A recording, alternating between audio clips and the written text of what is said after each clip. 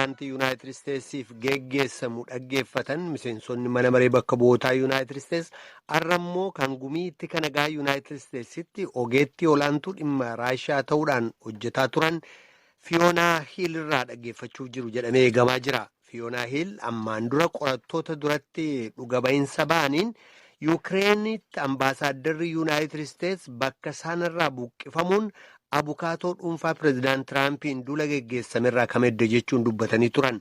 Gamtaa Awurooppaatti ambaasaaddarri Yuunaayitid Isteets qorannaan taayitaarraa buqqisa pireezidaant Tiraampiin geggeessamaa jiru irratti dhuga ba'iinsa dubbataniin ittaanaa pireezidaantiin biyyattii Maayik Peensiif ministeerri dhimma alaa Maayik Poompiyoo dabalatee aangawoonni mootummaa olaanoon dhimma pireezidaant Tiraampi pireezidaantii Yukireen gidduutti deemaa ture sana quba qabu jedhanii jiru.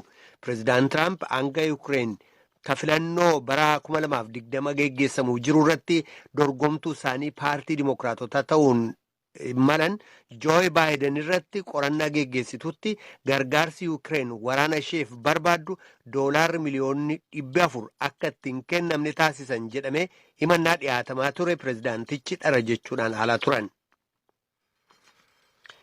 Sirna qorannaa taayitaarraa buqqisa pireezidaant Tiraamp irratti kan dhiyaatee jiru waa'een pireezidaantichi akka Yukireen dorgomtuu pireezidaantummaa Joo Baayiden irratti qorannoo geggeessitu dhiibbaa godhan jedhamaa jiru wal dorgommii kaadhimama pireezidaantummaa roobii dhufu Dimookiraatota gidduutti geggeessamu irratti dhimma ijoo dubbii ta'uudhaaf jira jedhamee dubbatamaa jira. Dimookiraatonni kaadhimamummaa filannoo pireezidaantiif wal falmaa jiran martinuu waa'ee qorannaa pireezidaant Tiraamp irratti geggeessamaa jiru irratti ejjennoo wal fakkaataa qaban.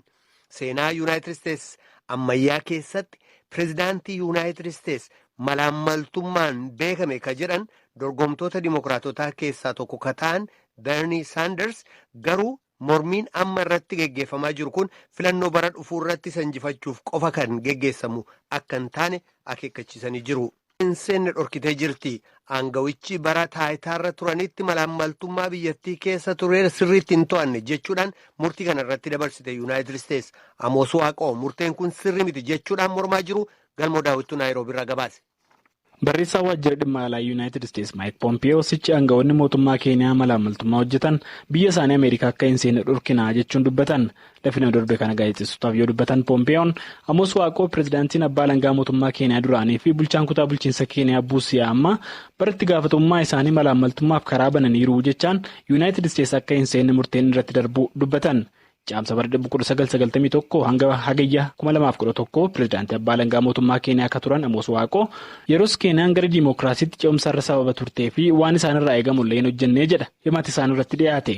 Poompiyoon qoqqobbii ministeer Waaqoo fi maatii isaan irratti darbe yoo beeksisan biyyi isaanii Ameerikaan duula Keeniyaan malaammaltummaa irratti bante ni deeggarti jechuun dubbatan. Ministeer Waaqoon garuu himatiin irratti dhiyaate kun sirrii miti jechuun mormatu. Kaleessa galgala yoo gaazexeessootaaf dubbatan Ameerikaan murtii dogongoraa dabarsitee jedhan.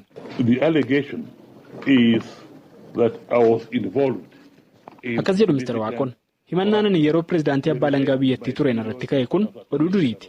Gochaawwan malaammaltummaa biyyattii keessatti dhiyeenya ka'aa jiran ilaaluurra maaliif kiyya ka duraan irratti darbee ture lafaa labsuun akka barbaachise naaf hin galu jechuun dubbatu. Ministeer Waaqoon qoqqobbiin kun maatii koo ilaallachuun illee sirrii mitii jedhan yoo dubbatanis balleessaan balleesse ana malee maatii koo hin ilaallatu jechaan dubbatu.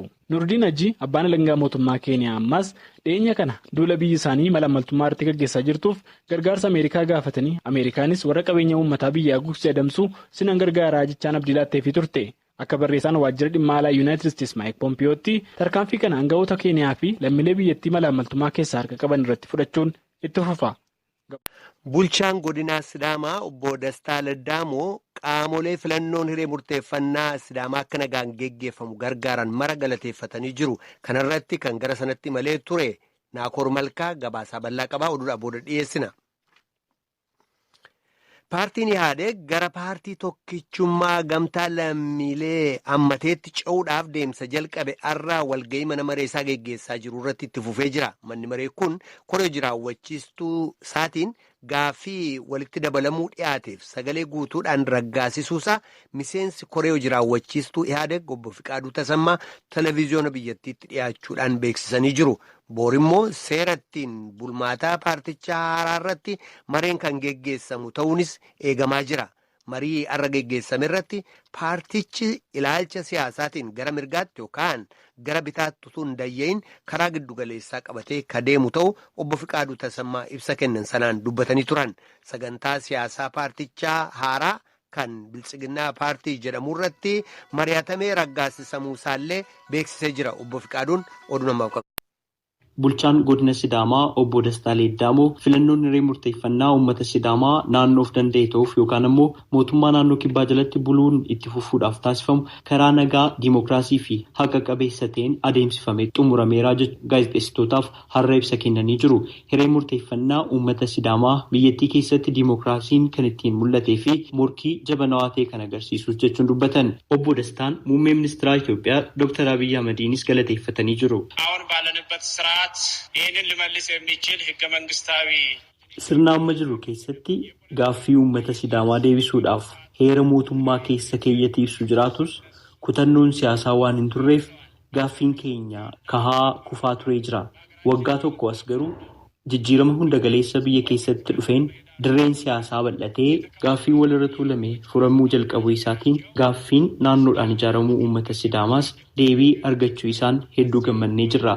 Adeemsa jijjiiramaa kana geggeessuun gahee olaanaa kan qaban muummee ministeera Itoophiyaa Dr. Abiyyi Ahmed gaaffilee kuufaman hiikuun biyya keenya gara daandii badhaadhinaa fooyya'aatti geessaa jiraachuu isaaniitiin badhaasa noobeelii eenyatti fudhataniin kan mirkaneessanis ta'u gaaffii uummata Sidaamaatu ture deebisuudhaaf hooggansa bilchina qabu kennuudhaan gaaffiin uummataa karaa nagaatiin akka hiikamu gochuu isaaniitiin በሲዳማ ህዝብና በአስተዳደሩ ስም ላመሰግናቸው እወዳለሁ. Maqaa uummata Sidaamaa fi bulchiinsa Sidaamaatiin isaanin galateeffadha. Filannoon hiree murteeffannaa karaa nagaan akka xumuramu kanneen gumaachan jedhan qaamota hawaasaa qaamota nageenyaaf kanneen qooda qabu jedhan hundaallee ibsa gaazexeessummaa har'a kennaniin galateeffatanii jiru. Obbo Dastaan adeemsi murtoo uummataa kana booda jirus akka karaa nagaan xumuramuuf qaamota ilaallatu hunda wajjin ni hojjannaa jedhanii jiru. Hojiin bulchiinsa itti aanullee jiruuf jireenyaa fi nagaa uummataa irratti xiyyeeffachuudhaan kan itti fufutaa jechuun dubbatan. Bulchaan godina Sidaamaa bifuma wal fakkaatuun itti aanaan kantiibaa magaalaa Hawaasaa obbo Xiraatuu Bayyana kenniinsi sagalee hiree murteeffannaa magaalaa Hawaasaa kutaa bulchiinsa hundatti karaa nagaan adeemsifamee xumurameeraa jedhan. Obbo Xiraatuun qaamota nageenyaaf kanneen biroo filannoo kanaaf gumaachan jedhan hundumaa galateeffatanii jiru. Bulchiinsa magaalaa Hawaasaa keessatti kutaa bulchiinsaa 8 buufataalee filannoo argamanitti namoota filachuudhaaf galmaa'an keessaa 90% kan ta'an sagalee isaanii kennaniiru jedhan. Magaalaan Hawaasaa uummattootni biyyattii jaallaan bakka jiraatan jechuun dubbatan obbo Xiraatuun tokkummaa uummataa irratti dhiibbaan murtoo uummataa fidu waan hin jirreef hundumtuu yaaddoorraa walaba ta'ee socho'uu qabaa jechuunis kan isaan ergaa. Buufataalee filannoo 4 ta'an keessatti bu'aa filannootiin kan dursaa jiru filattoota godinni Sidaamaa akka naannoo ta'ee hundeeffamu barbaadan ta'uu argeen jira. Boordiin filannoo biyyaalessaa hanga yoonaa bu'aa filannoo riifarandamii yookaan hiree murtoo uummataa Sidaamaa hin ibsine. Filannoon karaa nagaatiin adeemsifamuu jiraattotni magaalichaas akkasuma nutti himanii jiru. Namootni tokko tokko ammoo gama lamaaniin taajjabdootni bakka bu'amuu dhabu akka komiittis kaasaa turanii jiru. Jedheetiin barreesse dhiyootaan galma aadaa Oromoo keessatti bifa dubbifnee waan haferdaa bulfanne. Kitaabni sun seenaa Booranaa ganna hedduu ilaale. Wanni inni irra jalqabe barkum 1,600 keessa seenaa sun irra jalqabe. Bara sun keessa jaaroleen farda guurratteetiin gama afuriin abuuruu yookaan ammoo barbaadu wayyaati. Ilburuu, ilgalchuu, mirga bitaa, kaabaaf kibboo kan dhiyaa baatana namuu garitti qajeelee walaale. Fardi yaabbatanitti wanni qaraa isaan argani farda lafa akka malee dotii lafa marra qabdu keessa jiru. Kaafi ammoo huqqateetiin ka'uu dadhabe.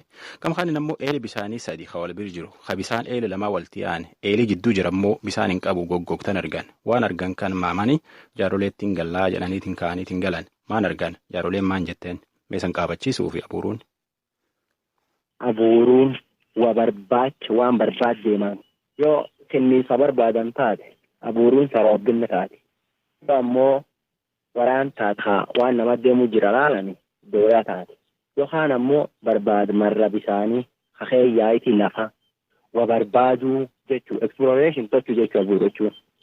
Maan akkam barbaaduu jirtu kitaaba kan keessatti? Waan hedduu. Lafti heeyyaan sun iyyuu eessa? Maanta hee jira? Warri heeyyaan sun aadaa akkamii qaba? Warri heeyyaan sun tinni isaa maan fakkaata? Ayyee wanni achi keessatti ammoo waaqi namaa kan dagansaan muka taatu, buuyyoo taatu, bineensa taatu maani jira inni lafta namaan fakkaata waani achi keessa barbaadan sunini waan dhuuga barbaad kan kee jirti. Warra abuuruu yaa'e fardoo guurrate karaa afuriin gargare abuuruu dabre kaan kaabaane kaan kibbaane kaan dhiyaane kaan bahaane yookaan ammoo kaan ilboruu kaan ilgalchuu kaan mirgaan kaan bitaan gargar yaa'e. Abbaan kitaaba kan barreesse jaatanii bonayyaalleen yaadaan fardoo tana tokkum keessa gulufsiisaalleen dabree jedha. Abuuruun tunin booraan ardagaa yooti kaate karaa afuriin gargar baate karaan abiraan kun kam. Abuuruun gaayirraa karaa afur gargar kaate nama 12 nama 12 kun hunduu sadiin kallacha abiraan yaate. Abuuruun yoo iddoo abuuruu yaata abuuruun misgarte jenna abuuruun ooma misgarte ooma garte. Abuuruun la misgarte duuba abuuruun tunin waamamaa waan akkata gurguddoo amma kadhuu danda'u. Keessa lamii amma kadhee abuuruun karaa tokko yaata doyaatu goljaa oolaa argite. Goljaa oolaa argite. Eeyaa. Goljaan oolaa hummaan itti duuba gaafa abuuruun galtaa wal gaafate. Abuuruun dhibiin ammoo harree lafa daalaa keessa gabbillaan socho'an ta'uuf dhiibta argite. Lafa daalaa lafa goggodduu qolqola. Goggodduu billuunuu binfuun qolqola. Eeyaa. Walla maduuta keessa tokko dhibee maqaa eel sadii wal biraa haa moggaa lamaa waliin yaa'u haa jidduu duwwaa. Eeli lama walti yaa'a. Haa jidduu gogaa. Haa jidduu kaan duwwaa gogaa. Isi bisaan gama kaan walti yaa'anii kuma duwwaa ta'a. Tokko keessa farda arda misa haa jigee dheedu. Ardaa dooti misa. Aduuf haa waaluu dadhabe. Ardaan akka malee misa waan baay'ee jira. Ammoo farda achi jirtu haaluu hin jiru hawwii hin danda'u. Waan hummaanii duuf jaadha. Kaaf gadan dhaadhata yookaan hin dhaadhata yoo yaafatan. Wanni isin garte galte hummaanii. Arma jiti. Fardi hummaanii indikeeshoniin fardi achi halafni jirmaanii. Ana abuuruun achi yaatu summaan argite. Duuba warri kun jaaroleen qarayyuu waan dhaamatte. Waan argitan tokkollee maminaa ardaa abuuruu yaatan tokkollee hanqatinaa waan argitan cufa qalbeeffadhaa jettee waan argiteef warri sun qalbeeffate galee fardi hummaanii jedhanii gaafatanii jaarolee gaafannaan duuf jaarolee waan jette fardi lafmisa arga kan ka'e dheedu aduu baaluun kaan kun nama kaaniin odoo harka qabu waan isa suni itti fidamuutti hin jirra waan sun abbaan dhibiin fidamuu ni jiru aduu keessa harka qabu haalate misi suni arda Oromoo bakka bu'ee fardi haalattiin uummata Oromoo hagurraan uffatee lafaanii qasa argisiisii jedhee jaaroleen akkanuma. Kanaafuu wanni kun waan hin dhaale dooyyoo gaafatanii jennaan tan jedhe. Wanni isaan itti yaatan jireenyi isaan itti yaatan kan fakkaataa jedhe biyyatti hime. Eegariifilli isaan itti yaatan kana waan ammaan tana kanatti. Kaan ammoo kitaaban kee jirti cufaa himne keessa ba'uu hin dandeenyu. Gam kaaniin ammoo aduu akkan qorattu fakkeenyaaf Booranaa bara 1900 duwwaa lama Ameerikaa dhufee jira Ellis Island. Ameerikaa dhufee jira eega armaan dhufaniin duubatti footoon isaanii muuziyeemii New York keessa jirti. Nullee waan kana marroo hedduu barbaannellee waan kan waan barbaaddee argitfa odeeffatte fa dhageette. Waan kun akka buuruun karaa mirgaa yaata argitutti akka eegoot duri 19 duwwaa lama sun kee xaaliyaaniin booranaa tegaaf xaaliyaaniin booranaa sun. Eessatti. Godina boorana kanneen kanas dirree kana aanaa eegootti xaaliyaaniin bara 19 duwwaa lama kee booranaa kee dabsattee lichoo booranaallee fudhattee lichoo guyyoo galgala fudhattee lafa roomaatti hin galattee ayyuu harrayyuu habar dirgisee xaaliyaaniin booran aatee lichoo san fudhatte gaafate.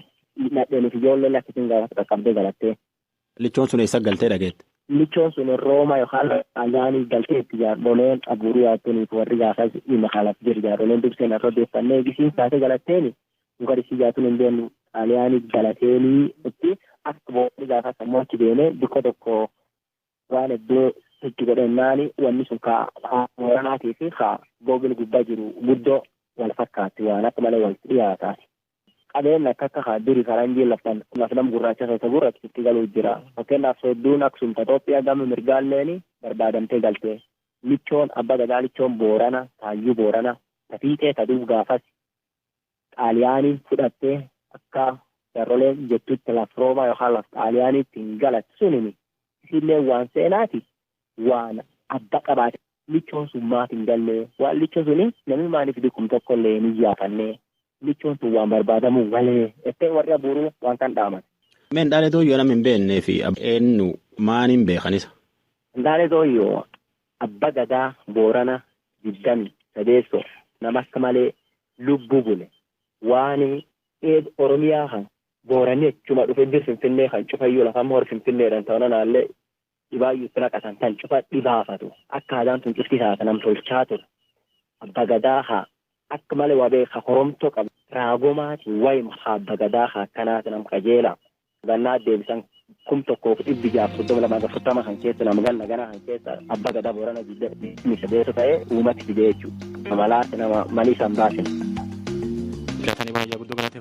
Jaarmayaan fayyaa addunyaa gamtaa Afrikaa wajjin wal ta'uun ardii Afrikaa keessatti tajaajila eegumsa fayyaa waliin ga'uuf ka jiran ta'uu ibsan.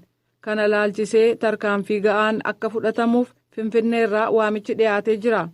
Kunis biyyoonni miseensa gamtaa Afrikaa ta'an biyya ofii keessatti hojii tajaajila eegumsa fayyaa irratti akka hojjetaniif dhiyeenya kana kan waliigalan ta'uu Lisaa Shalaayin Jenevaa irraa gabaasteetti.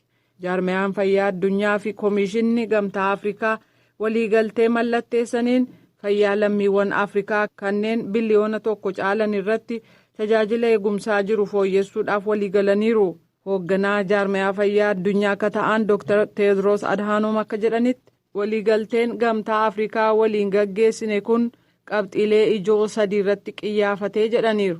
Kunis jaarmayaa dawaalee Afrikaaf deeggarsa gochuun uummanni ardii Afrikaa dawaalee humna fayyisuu guddaa qaban fayyaa namaa kan hin miinee fi bu'aa quubsaa argamsiisan akka argatan gochuudha jedhan. Jaarmayaan fayyaa addunyaa yookaan WHO gamtaan Afrikaa qabxiin irratti waliigalan inni lammaffaan walitti dhufeenya waaltaa to'annoo dhukkubaa kan Afrikaa jajjabeessuu keessumaa dhukkuboota hatattamaa mudachuu malaniif dursanii qophaa'uu ka jedhu akka ta'e Dr. Tedros beeksanii jiru. The current Ebola outbreak in the Democratic Republic of Congo is a stark reminder that many AU countries are vulnerable to the impact of epidemics. Weerarri dhukkuba Eboolaa kan Riippaabilikii Demokiraatawaa Koongoo keessatti mudate biyyoonni gamtaa Afrikaa hedduu weerara dhukkubootaaf saaxilamuu ta'uu isaanii agarsiise. Yeroo dheeraaf addunyaan akka rifaatutti birmannaa gochaa ture malee kun hin dhufaa yookaan mudata jedhee dursee hin qophoofne jedhaniiru. Yeroo weerarri dhukkubaa ka'u gargaarsaan maallaqa darbanna malee yeroo weerarri sun xumuramu deebi'ee akka hin kaane gochuuf waan goone hin qabnu jedhan Dr. Tedros. Dhimmi ijoo sadaffaan jedhan tajaajila eegumsa fayyaa kan waliigalaa hojiirra akka oolu gochuudha. Kun maallaqa barbaada. Kanaaf jaarmayaan fayyaa addunyaa ministeerota eegumsa fayyaa fi kan maallaqaa kan biyyoota adda addaa wajjin hojjechuun attamitti maallaqni argamuu akka danda'u ni hojjannaa jedhan. Kiliinikoota tajaajila eegumsa fayyaa kan sadarkaa duraa kennaa jiran jajjabeessuu fi maallaqaan deeggaruun waan gaarii ta'uusaas Dr. Tedros dubbataniiru. Dura ta'an Koomishina Gamtaa Afrikaa Muusaa Faakii Mahamat tajaajila eegumsa fayyaa Afrikaa keessaa fooyyessuuf qabatamaan tarkaanfiin akka fudhatamuuf gaafataniiru. Et pour l'Afrique, c'est une nouvelle page qui s'ouvre de partenariat, de coopération. Waliigalteen kun Afrikaaf boqonnaa haaraa banee jira. Michoomni haaraa tolfame kun uummata ardii Afrikaa keessa jiru marti tajaajila eegumsa fayyaa akka argatu gochuuf carraan jiru akka fiixaan bahee milkaa'u godhaa jedhaniiru.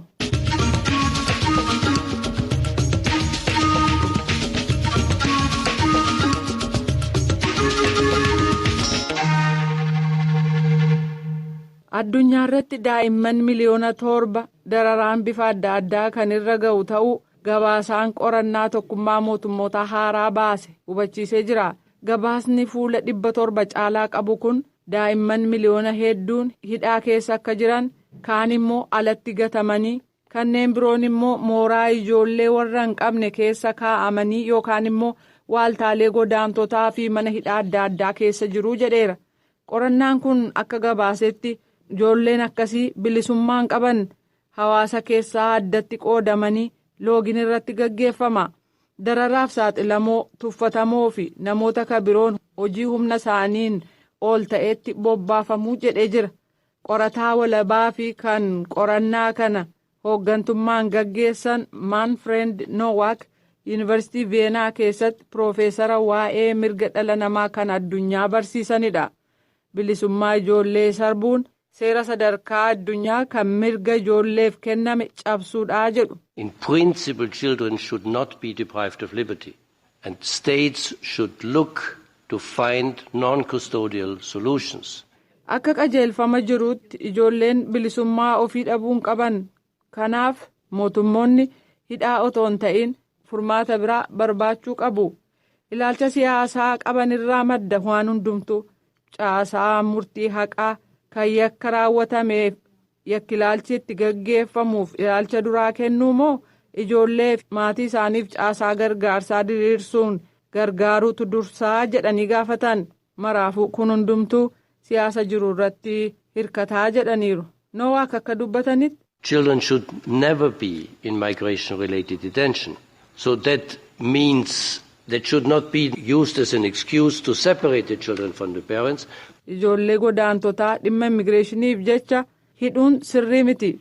Kun ijoolleef warra isaanii adda baasuudhaaf sababaa ta'uu hin qabu kan jedhan qorataan kun ijoolleen sodaa fi abdii kutannaa dhiphina sammuu keessatti kufuu jedhan. Ijoolleen hidhaa fi dararaa adda addaa keessa jiran of ajjeesuuf yaaduu akkasumas immoo rakkoo isaan mudate sana boodas yoo ta'e yaadi sammuu isaanii tasgabii hin argatu jedhan. Hidhaa keessatti dararaan ijoolleerra ga'u yaada sammuu isaanii kan miidhe dachaa 10 dabalaa akka jiru ibsanii ijoolleen akkasii hidhaadhaa ega ba'anii boodallee ijoollummaatti akka du'an beeksiseera.